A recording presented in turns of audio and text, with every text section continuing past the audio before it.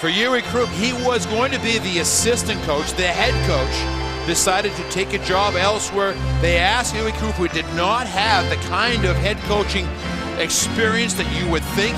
He is probably the most famous of all German hockey players, great defenseman in his years in the NHL.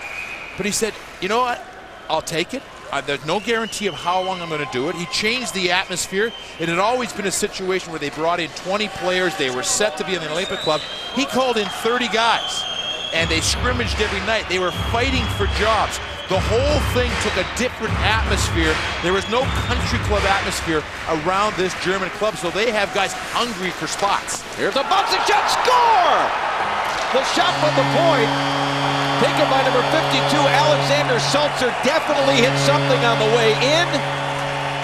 And it may be number 73, Tino Bose, that's going to eventually get this goal. He was one of the players in front of Vokoun, but a power play goal. Germany with a 1-0 lead. This will be a great look at the goal. As we talked about earlier, the great point. What a great tip. Great tip. I think it is Bose that won the draw, and it's tipped right there. And look at that thing bounce. And traffic in front to further distract Thomas Vokoun. And as we mentioned in the first game, after every goal, it seems like there's an extended time. They're taking it 45 seconds. The German player gets right back up and comes back to make the defensive play.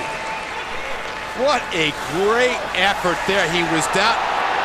And here's Caberlet cutting in with a shot, scores! After the great effort by Alexander Barta, got the puck cleared out of the zone. Caberlet comes back, and on the power play, the Czech Republic has tied the score.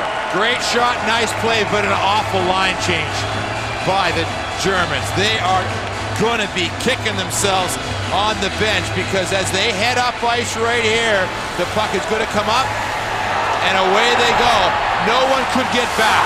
They were trying to get off the ice. They were trying to do the right thing, but they just got beat up ice. And Caberlet, the defenseman, jumps up. The puck comes loose, but out at the line, the Czechs able to hold it in. Here is Jágr with it. Jágr hands it off in deep. Straka, centering pass, quick shot, score! Caberlet gets another one to make it 2-0. Or 2-1, excuse me, 2-1, the Czech Republic in front. You could just see this developing. Jágr has the puck on the wall. He looks down low to Straka. Straka takes his time. He looks off for a second like he may go back to Jágr, and he's going to come through the middle. Great pass. That's a play. The goaltender and the defenseman, there is about 8 inches there between the sticks of the two players, and it just... Here comes Hemsky now. Makes a nifty move, sets it up. What a stop! And it's between the pads of Olaf Kolzig.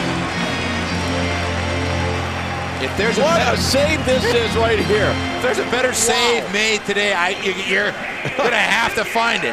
Because this was a spectacular move, a great play.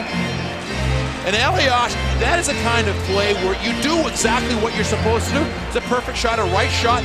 And Kolzig just throws out that left hand and knocks it down.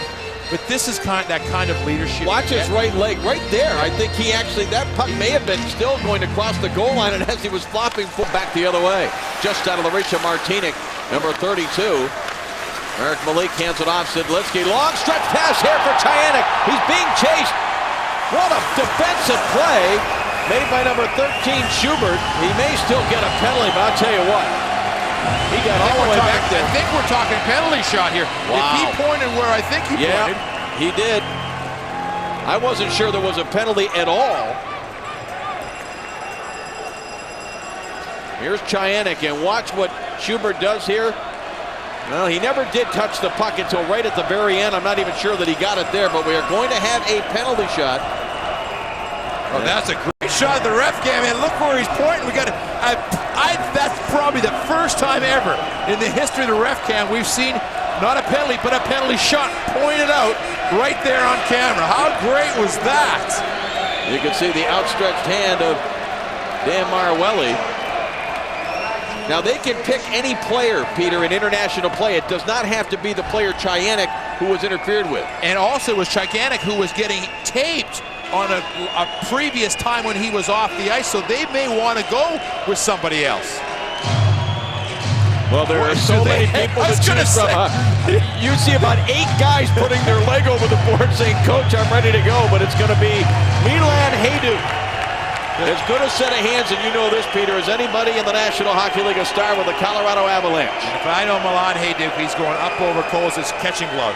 He has, if he sees it and it's there, that's where he's going. Right-hand shooter against a left-hand catching goalie. That's a common move. Let's see what Hajduk does. And he does try to go upstairs, but Kolzig took it away. And so we have a penalty shot on this one. And Kolzig denies Milan Hajduk. Kolzig, nice play right there, but Kolzig... Gotch gets it again. Hands it off for Earhart, but Gotch will get it back. Lewandowski, Bose, out there on a line, along with Kritzer, but it's the Czech Republic controlling a save. Rebound, went off a German player and in the net. After the save by Kolzig, it went off Sasha Gotch. It'll be a Czech Republic goal here to make it 3-1.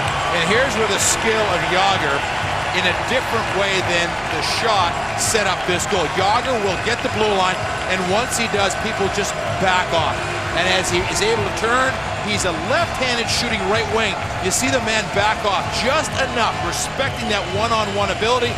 The shot goes, it bounces off Kolzig, off the defenseman in front. Just a bad break at the wrong time for a very hard-working German club. But you see the defenseman, he just